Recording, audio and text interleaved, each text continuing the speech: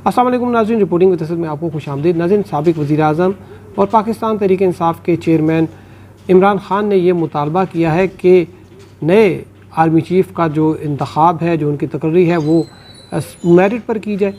और उसके साथ साथ उन्होंने ये इंदिया भी दिया है कि ऐसा वज़ीर-ए-आज़म नाकाबिल कबूल होगा जो कि साबिक़ सदर आसिफ़ अली ज़रदारी और साबिक़ वज़ीर-ए-आज़म नवाज़ शरीफ की करप्शन पर पर्दा डालने की कोशिश करेगा। और उनका ये कहना है कि नवाज़ शरीफ और आसिफ़ अली ज़रदारी अपनी करप्शन छुपाने के लिए इसी किस्म का अपनी मनपसंद जो है आर्मी चीफ़ का तकर्रर जो है वो करना चाहते हैं। वज़ीर-ए-आज़म इमरान ख़ान की जो तकरीर है उस पर ISPR ने भी जो है वो अपनी एक बड़ी सख्त किस्म की एक प्रेस रिलीज़ जो है वो जारी की है। और इसके साथ साथ आज इस्लामाबाद हाई कोर्ट के चीफ जस्टिस अतर मिनल्ला जो है उन्होंने भी, जब वो इमरान ख़ान की जो लाइव कवरेज है उस पर पाबंदी के ख़िलाफ़ दरख्वास्त की समाअत कर रहे थे, तो उन्होंने नापसंदीदगी ज़ाहिर की इमरान ख़ान साहब के इस बयान पर। और उन्होंने इनके वकला से पूछा कि क्या आप इसको जस्टिफ़ाई कर सकते हैं। उन्होंने कहा कि क्या आप चाहते हैं कि मामलात आइनी तरीक़ेकार के मुताबिक हल न किए जाए। आर्मी चीफ़ की तकर्री के बारे में आइन में क्या लिखा है, तकर्री पहले कौन और कैसे करता था और अब क्या तरीक़ाकार है, आइन किसे ये इख्तियार देता है कि आर्मी चीफ़ की अपॉइंटमेंट करे, इस हवाले से आज बात करेंगे। इसके साथ साथ अब तक कितने आर्मी चीफ़ जो है वो पाकिस्तान में बने और किसने इनका तकर्री की, इस बारे में भी आपको मुत्तला करेंगे। लेकिन अभी तक अगर आपने ये चैनल हमारा रिपोर्टिंग विद असद सब्सक्राइब नहीं किया तो चैनल ज़रूर सब्सक्राइब कीजिए। तो नाज़रीन, पाकिस्तान जो है इसमें 1947 में मारिज़ वजूद में आया। उस वक्त जो आर्मी चीफ़ होते थे उनको कमांडर इन चीफ़ जो है वो कहा जाता था। और इसके बाद 1973 में चीफ़ ऑफ आर्मी स्टाफ का जो है वो ओहदा आया। इससे पहले जो है वो तकर्री जो है वो कमांडर इन चीफ़ की जाती थी। ये जो कॉन्स्टिट्यूशन है, कॉन्स्टिट्यूशन ऑफ पाकिस्तान, इसमें जो है इसकी सेक्शन 243 है, 243, इसमें लिखा गया है कि किसको आइन जो है वो ये इख्तियार देता है कि वो आर्मी चीफ़ की तकर्री करे। इसमें आपको अगर मैं थोड़ी सी एक मुख्तसर सी डिटेल बताऊं कि जब पाकिस्तान बना तो उस वक्त जो पहले कमांडर इन चीफ़ थे वो ब्रिटिश थे। उनका नाम था सर फ्रैंक वाल्टर मैसरी। ये 15 अगस्त 1947 से 10 फरवरी 1948 तक रहे। ये मुख्तसर जो है वो इन्होंने एक अरसा जो है वो लगाया। और इनके जो है वो जाने की बड़ी वजह ये कहा जाता है कि ये किसी बात पर जो कायदे आज़म मोहम्मद अली जिन्ना जो कि फाउंडर ऑफ पाकिस्तान थे, उनसे इनका कोई इख्तलाफ हो गया था। फिर इसके बाद सर डगलस डेविड ग्रेसी जो हैं, ये दूसरे एक आर्मी चीफ जो कमांडर इन चीफ़ थे, ये इनका ओहदा इन्होंने संभाला। ये 11 फरवरी 1948 से 16 जनवरी 1951 तक जो है इनके पास ये ओहदा रहा। और कहा यह जाता है कि चूँकि कश्मीर में जो है वो उस वक्त जो पाकिस्तान की फ़ौज थी उन्होंने उस तरीके से इनकी कमांड में रिस्पॉन्ड नहीं किया। इनकी जो कमांड थी इसने कुछ ऐसे फ़ैसले किए जिसकी वजह से कुछ कश्मीर का तनाज़ा है वो अभी तक हल तलब है। तो इस वजह से जो है इनको भी ओहदा छोड़ना पड़ा। उसके बाद फील्ड मार्शल अयूब ख़ान जो हैं ये आते हैं और ये शुरू में आर्मी चीफ़ के तौर पर आए और उन्होंने कमांडर इन चीफ़ के तौर पर आया, लेकिन उन्होंने ख़ुद को जो है वो प्रमोट कर दिया। ये 1951 से अक्टूबर 1958 तक जो है इनके पास ये ओहदा रहा। फिर इसके बाद कमांडर इन चीफ़ जो थे जनरल मोहम्मद मूसा थे, वो 1958 से 1966 तक वो रहे। फिर आगा मोहम्मद यहिया ख़ान आए जो कि 1966 से दिसंबर 1971 तक वो रहे। फिर उसके बाद जो फॉल ऑफ ढाका के बाद यहिया ख़ान जो है उनको जाना पड़ा और इनकी जगह जो है वो लेफ्टिनेंट जनरल गुल हसन ख़ान जो हैं, इनको जो उस वक्त चीफ़ मार्शल एडमिनिस्ट्रेटर थे जुल्फ़िकार अली भुट्टो, उन्होंने इनको जो है कमांडर इन चीफ़ का ओहदा दिया। और ये दिसंबर 1971 से मार्च 1972 तक जो है इनके पास ये ओहदा रहा। इसके बाद जो है बाकायदा तौर पर आर्मी चीफ़ जो है वो उसका ओहदा क्रिएट किया गया और उसमें जनरल टिक्का खान जो थे वो 3 मार्च 1972 को जो है वो चीफ़ ऑफ आर्मी स्टाफ बने, पहले चीफ़ ऑफ आर्मी स्टाफ बने, और ये 1 मार्च 1976 तक जो है इनके पास ये ओहदा रहा। इसके बाद जेनेटिका की जो है वो तकर्री भी जुल्फ़िकार अली भुट्टो जो है उन्होंने की थी, और उसके बाद फिर जनरल ज़ियाउल हक जो है उनको भी साबिक़ वज़ीर-ए-आज़म जुल्फ़िकार अली भुट्टो जो है उन्होंने अपॉइंट किया था। और ये 1 मार्च 1976 से 17 अगस्त 1988 जब एक फ़ज़ाई हादसे में ये जाँ बहक हुए, ये अगर वो हादसा ना होता तो शायद अभी तक ये इनके पास ये ओहदा रहता।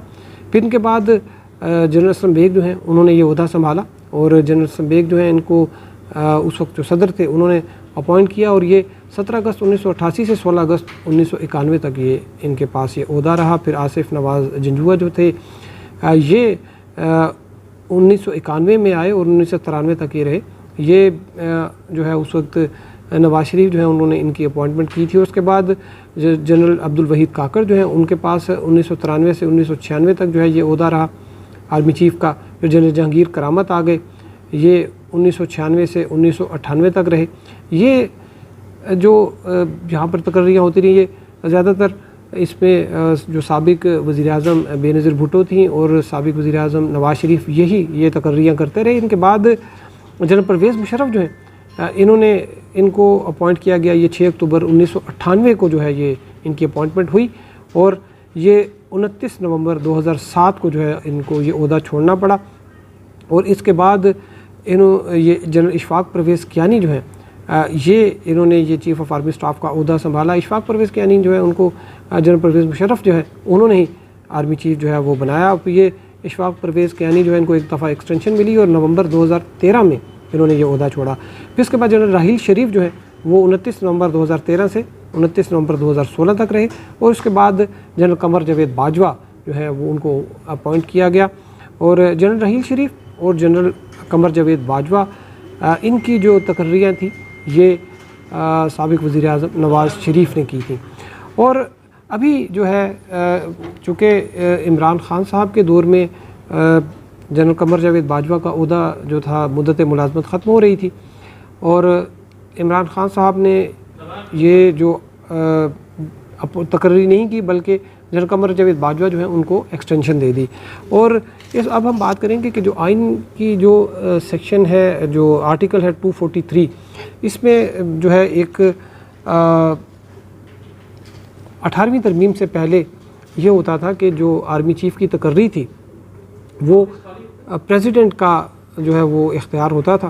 पहले जो आर्टिकल 243 है उसमें ये लिखा था कि जो आर्मी चीफ़ है, सर्विसेज चीफ़ है, जिसमें नेवल चीफ़ है, जिसमें चीफ जो आर्मी चीफ़ हैं और जिसमें एयरफोर्स के चीफ़ हैं, उनकी तकर्री जो है वो सोल डिस्क्रेशन है प्रेसिडेंट की। ताहम बाद में 2003 में इसमें ये डाल दिया गया कि इन consultation with the prime minister जो है ये प्रेसिडेंट इनकी तकर्री करेगा। ताहम 18वीं मतलब इससे पहले ये था कि प्रेसिडेंट जो है वो उसके पास इख्तियार था, लेकिन 18वीं तरमीम में आर्टिकल 243 में तरमीम कर जो है अमेंडमेंट करने के बाद ये कहा गया कि ये जो इसमें जो एग्जैक्ट वर्ड्स हैं वो ये है कि the president shall on advice of the prime minister appoint the chairman joint chief of staff committee, the chief of army staff, the chief of naval staff and the chief of air staff. तो इसमें एक तो shell कर दिया और एक advice कर दिया कि यानी कि ये अब इख्तियार हो गया वज़ीर आज़म का। इससे पहले का जो था वो भी मैं आपको थोड़ा सा बता दूँ। इसमें कहता है the president shall in consultation with the prime minister appoint, और यही लोगों की जो है अपॉइंटमेंट होनी थी। यानी कि कंसल्टेशन जो है उसमें यह था कि कंसल्टेशन एक बाइंडिंग नहीं होती, लेकिन एडवाइस जो है वो बाइंडिंग होती है प्राइम मिनिस्टर की। तो अभी जो आइन जो है उसके मुताबिक ये वज़ीर आज़म का इख्तियार है कि वो किसे आर्मी चीफ़ बनाना चाहते हैं। ये हमारे जो कॉन्स्टिट्यूशन बनाने वाले उनके जो खालिक हैं, ये इन लोगों ने ये इख्तियार जो है चीफ़ एग्जीक्यूटिव को दिया। इमरान ख़ान साहब ने अपने दौर में ये एक जो है वो इख्तियार उसको इस्तेमाल नहीं किया, बल्कि उन्होंने एक लेजिस्लेशन करके एक्सटेंशन को एक कानूनी शक्ल दे दी। अभी अगर इमरान ख़ान साहब ये बात कर रहे हैं कि ये जो नवाज़ का उन्होंने नाम लिया, आसिफ ज़रदारी का, बेसिकली वो शहबाज शरीफ की जो है वो बात करके ये क्योंकि अभी तो उन्होंने शहबाज शरीफ जो है उन्होंने आर्मी चीफ़ की अपॉइंटमेंट करनी है। उसमें जो तरीक़ाकार है उसमें यह है कि जो मिनिस्ट्री ऑफ डिफेंस की जानिब से एक समरी आती है, बेसिकली आर्मी चीफ़ के कंसेंट से जो है वो एक पैनल है जो सीनियर मोस्ट अफसरान होते हैं उनका आता है, उसमें 6 बंदों का 5 बंदों का पैनल होता है। और इसमें जो शुरू के 6 हैं लोग वो होते हैं, जो लास्ट जो जब जनरल कमर जावेद बाजवा जो हैं उनकी अपॉइंटमेंट का जब मामला था तो उस वक्त जो कहा जाता है कि जो राहील शरीफ थे, जनरल राहील शरीफ उस वक्त के आर्मी चीफ, वो चाहते थे कि जनरल इशफाक नदीम जो है उनको आर्मी चीफ बनाया जाए। और ताहम जो उस वक्त जो हुकूमत थी वो चाहती थी कि जनरल इकराम जो कि सीनियर मोस्ट नहीं थे और तकरीबन 8वें-9वें नंबर पे थे उसको बनाया जाए। लेकिन फिर इस पर यह हुआ कि जो इत्तफाक हुआ था जनरल कमर जावेद बाजवा के ऊपर, तो इनकी अपॉइंटमेंट जो है वो की गई। तो ये एक सोल डिस्क्रेशन है, ये एक इख्तियार है जो कि आइन देता है वज़ीर आज़म को। इस बारे में जब इस तरह से बात की गई तो उसके मुख्तलिफ जो है क्वार्टर्स से, हत्ता कि अदलिया में भी जो है वो ये आवाज़ वहाँ पे उठी कि इस किस्म की बात नहीं करनी चाहिए थी इमरान खान साहब को, और ये बातें करके वो अपनी मुश्किलात में मज़ीद इजाफ़ा करते हैं। तो इस हवाले से क्या डेवलपमेंट हो रही है, इसी महीने कहा जाता है कि आर्मी चीफ़ का जो है नाम वो फ़ाइनल हो जाएगा। और अगर इसमें एक दिलचस्प बात ये भी है कि जो 15 अगस्त को साबिक़ वज़ीर आज़म इमरान खान ने एक टीवी चैनल पर तकरीर कर, जो एक इंटरव्यू के दौरान उन्होंने कहा कि आर्मी चीफ़ की अपॉइंटमेंट के हवाले से उनकी कोई रिजर्वेशन नहीं है, ना ही वो इस हवाले से उनकी कोई इशू है। ताहम ये अभी कुछ 2 रोज़ कबल उन्होंने जब बहावलपुर में जलसा किया तो उसके फ़ौरन बाद फैसलाबाद के जलसे में उन्होंने एक दम से उनका अपना जो नैरेटिव था वो चेंज हुआ। इसके पीछे भी क्या वजूहात हो सकती हैं वो उनको मालूम होगा। बहरहाल अब तक के लिए इतना ही। हमारे साथ रहने का शुक्रिया। अल्लाह।